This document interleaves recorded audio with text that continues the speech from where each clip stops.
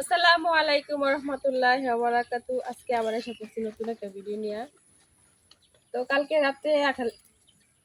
রাতে আব্দুল্লাহ বলতেছিল যে আব্দুল্লাহর জন্য রুটি বানাইতাম আর মুরগির মাংস রান্না করতাম। তো ফ্রিজে মুরগির মাংস আছে, এই জন্য ভাবলাম যে মুরগির মাংস রান্না করি। আর আপনাদের ভাইয়া বাজার থেকে পেঁচা কচু নিয়ে আইছে। তো এটারে আমরা গ্রামের বাসায় আর কি পেঁচা কচু কই, আর সবাই আর কি বলে পঞ্চমুখী। তো পঞ্চমুখী কচু আর পেঁচা কচু যেটাই হোক একটাই। তো আজকে মুরগি রান্না করা হইতেছে পেঁচা কচু দিয়া, আর আব্দুল্লার জন্য রুটি বানায়াম। তো পুরো ভিডিওটা দেখতে আশা করি ভালো লাগবো। তো এখন যাই যাই রান্না করে মুরগিটা কাইটা নেম আগে, তারপরে কচুটা কাইটা নেম। আমি এখন মুরগিটা কাইটা নিতেছি। তো মুরগিটা কাটার আগে পিস পিস করে নিছি আর কি পিসগুলো আলাদা করে নিছি। তো এখন মাংসের টুকরাগুলা করে নেম।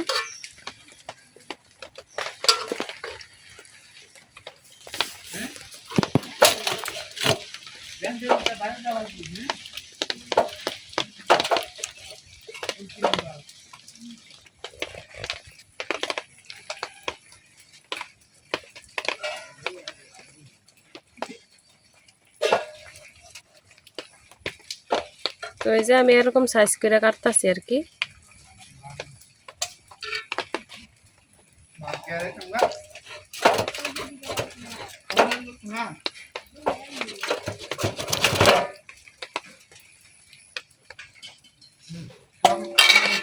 এটা হচ্ছে মাথা।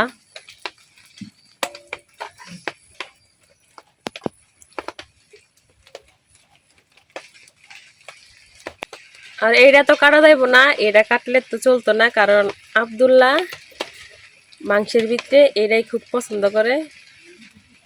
এটা না দিলে তো হ্যাঁ মাংসই খাইতো না। এই জন্য আমি সব মুরগি হাড় যা কিছু রান্না করি না কেন দুনুটা রানি রেখা দেই, কারণ ও দুনুটা রানি খাইতে পছন্দ করে দেখা।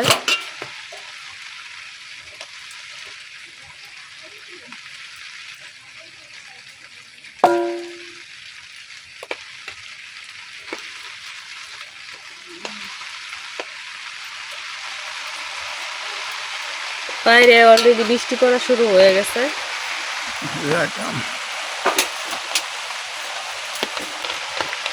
তো আমি এইভাবে এখন পিস পিস করে মুরগিটা কাটতে নেম।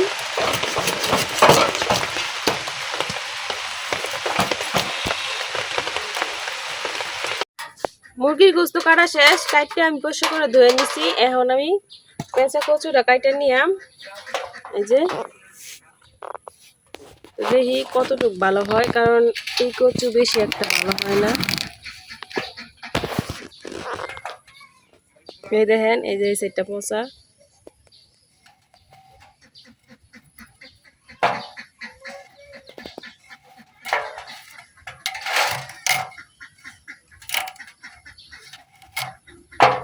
এই দেখেন ভিতরে পচা।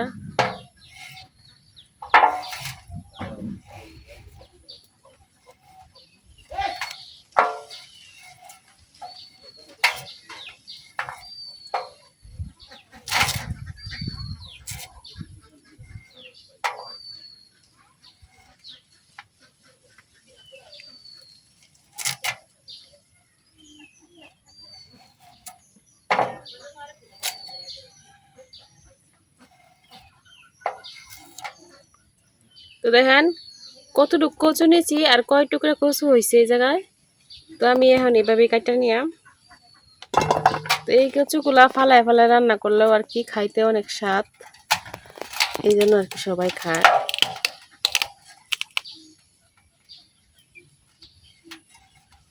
তো প্রথমে আমি সবগুলা কচুর মুখ ছাড়াই নিতেছি, মুখটা কাটে নিতেছি আর কি। তো এটা কিন্তু একটা মুখ, এই দেখেন। পঞ্চমুখী কইছ না, তো পঞ্চমটা মুহি থাকে, পঞ্চমটা তার মুখে আছে। হ্যাঁ, 5টা মুখ, এটাই পঞ্চমুখী কই, এটার তো 5টার চেয়ে বেশি আছে।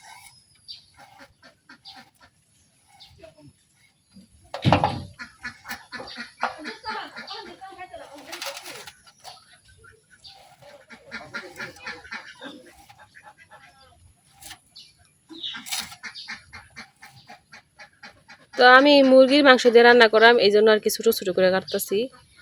আর গরুর মাংস দিয়ে রান্না করলে আরো বড় বড় করে কাটলে খাইতে ভালো লাগে।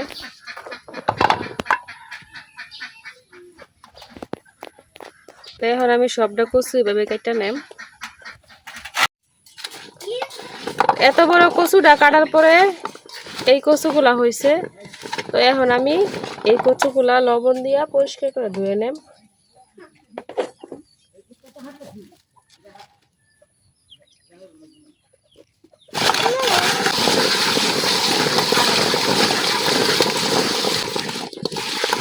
এইভাবে অনেকক্ষণ কেসলায় ধুয়ে নেম। কচুগুলো আমি পানি পাল্টায় পাল্টায় ধুয়ে নিছি লবণ পানি দিয়ে। তো এখন আমি কড়াই বসাই দিতেছি, কারণ এই কচুগুলা ভাপ দিয়ে নেওয়া লাগবো। তো এখন আমি ভাপ দিয়ে নেন। সচরাচর সব কচু ভাপ দিয়ে নেওয়া লাগে না, তো এই কচুটা ভাপ দিয়ে নেন, কারণ কচুটার মধ্যে একটু সন্দেহ লাগতেছে। সন্দেহটা হইতেছে গা, কারণ কচুগুলা কাটছি বেলা ভিতরে অনেক আর কি পচা পচা ছিল, এই জন্য যদি আবার সিদ্ধ না হয় এই জন্য আর কি আমি একটু ভাপ দিয়ে নিতেছি, তরকারি রান্না করার সময় খুব ভালোভাবে সিদ্ধ হয়ে যায়। তো ভালো কিছু খাইতে গেলে একটু কষ্ট করতেই হয়। তো প্রথম আমি পানি গরম করে নেম, কারণ এই জায়গা থেকে অল্প পানি নিয়ে রুটি বানানো ট্রাই করাম, এই জন্য পানি গরম করে নিতেছি। তো বলের মধ্যে আমি আটা নিয়ে নিছি, আটা নিয়ে এখন আটার মধ্যে লবণ মিশাই নিতেছি। পানিটার মধ্যে বলক আইসা পড়ছে। এখন এই জায়গা থেকে অল্প অল্প গরম পানি দিয়ে কাই করে নেন। তো আজকে আর কাইটা সিদ্ধ করে করলাম না, এভাবেই করলাম তাড়াহুড়োর জন্য। তো আব্দুল্লাহ আইয়া পড়ছে মাদ্রাসা থেকে।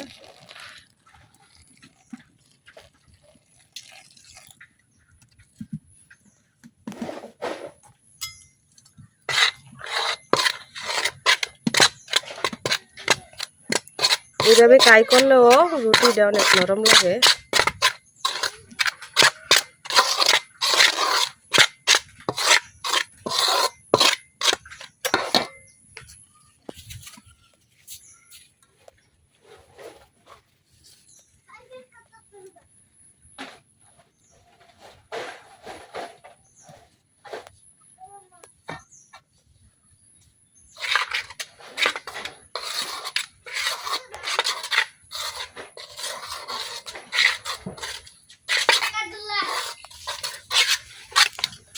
দেখেন সিদ্ধ করে কাই করলে যেমন হয় এমনই কিন্তু হয়ে গেছে। এখন আমি ওই গরম পানির মধ্যে পেঁচা কচুগুলো দিয়ে দেম। গরম পানি পড়ছিল। আর দিয়ে দিতেছি সামান্য একটু লবণ। এখন ডাইকা ভাপ দিয়ে নেন। তো কচুগুলা ভাপ হইতে হইতে এদিকটা আমি কায়ডা মইঠা নেব আর কি।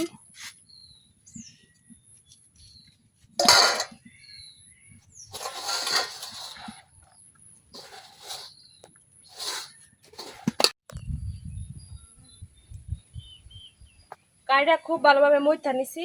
এখন আমি রুটিগুলা বানাই নিতেছি কচুরা ভাপ হইতে হইতে।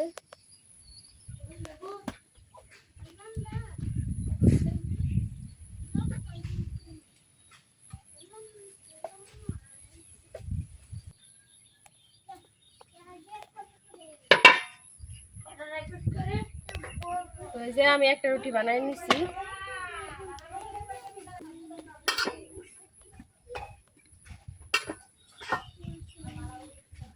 এখন এইভাবেই আমি সবগুলো রুটি বানাই নিলাম।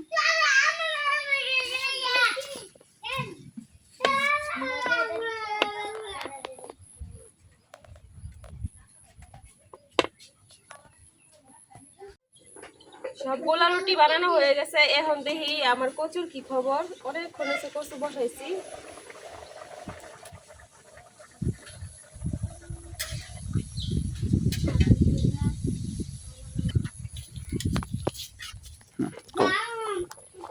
তো এই যে হালকা সিদ্ধ হয়ে গেছে। তো এটা তো তরকারি রান্না করাম, আবার কষানো হইব, জাল করা হইব। তো এখন আমি উঠায় রাখাম।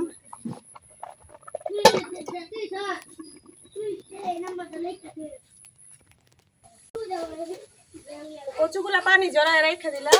আর এখন আমি রুটিগুলা সেকা নিলাম, কারণ রুটিগুলা যদি এখন সেকা না নেই তাহলে কিন্তু একটা সাথে একটা লাগিয়ে দেবো, অনেকক্ষণ হচ্ছে বানাইছি। তো প্রথমে রুটিগুলা সেকা তারপরে আমি তরকারি রান্না করাম।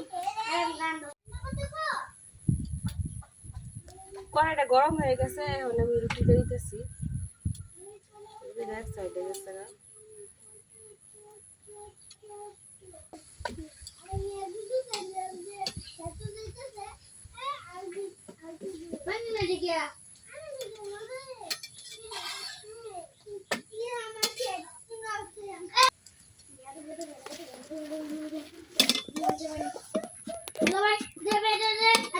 ধীরে ধীরে ফুলে গেছে না?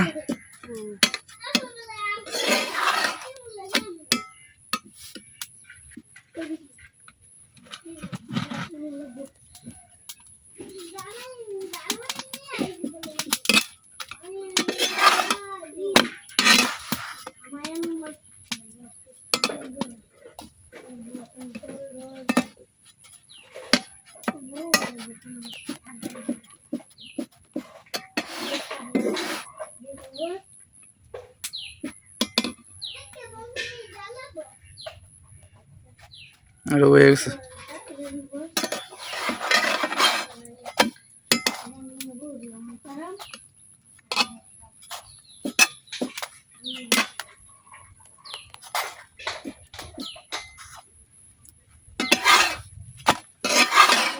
তো এই যে একটা রুটি সেকা হয়ে গেছে।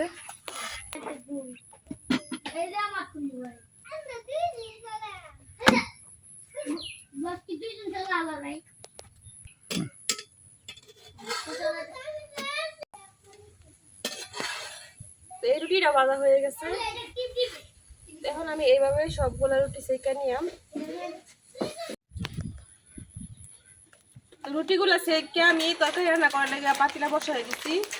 সবগুলা রুটি কিন্তু সেকা হয়ে গেছে। এখন আমি পাতিলা করে তেল দিয়ে দিতেছি।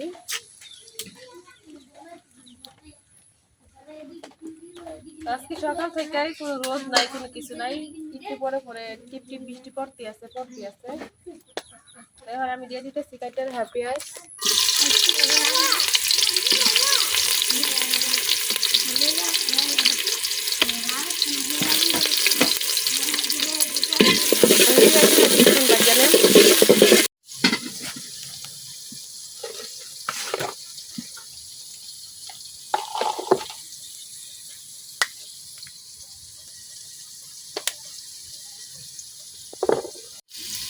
এখন দিয়ে দিতেছি কিছু আস্তে গরম মশলা।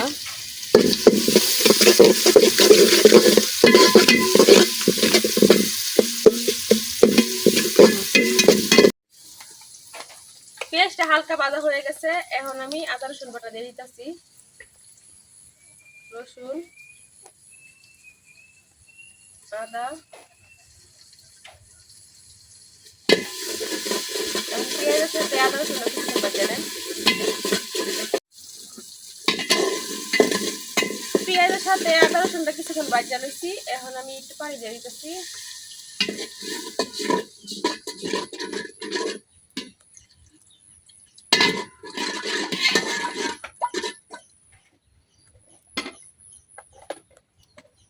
এখন দিয়ে দেব মশলা, হলুদের গুঁড়া,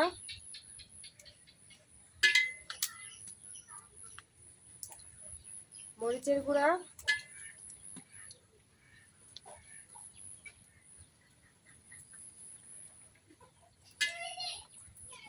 স্বাদ মতো লবণ,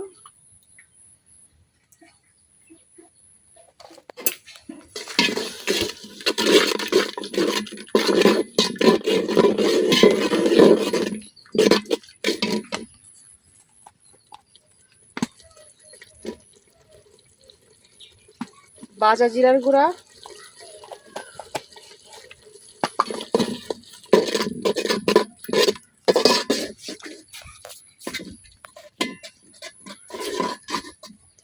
এর মশলাগুলো কিছুক্ষণ কষায় নেন। মশলাটা খুব ভালোভাবে কষানো হয়ে গেছে। এখন আমি মাংসগুলো দিয়ে দিতেছি।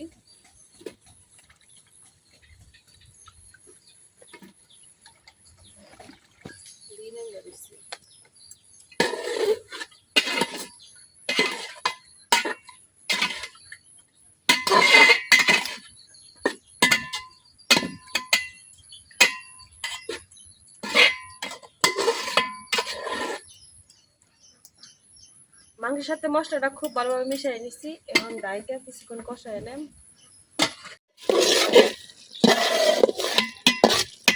মাংসটা খুব ভালোভাবে আমি কষাই নিচ্ছি। তো এখন দিয়ে দেম ভাপ দিয়ে রাখা কচুগুলা।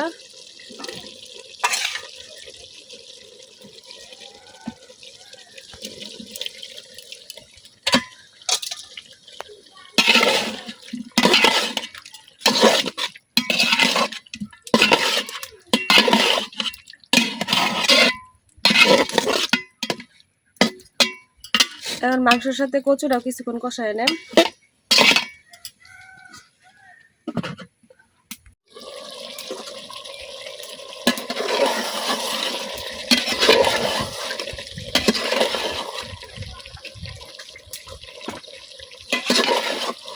মাংসের সাথে কচুটা অনেকক্ষণ কষাই নিচ্ছি। এখন দিয়ে দিতেছি পরিমাণ মতো ঝোল।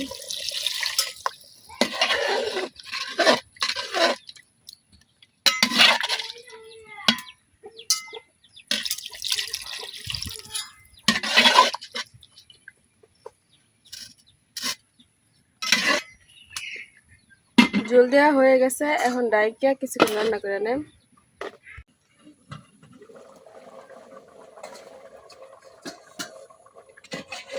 প্রায় 20 থেকে 25 মিনিটের মতো আমি তরকারিটা জাল করে নিয়েছি।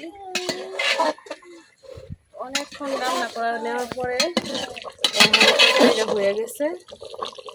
এখন আমি নামাই নেব কড়াইটা থেকে।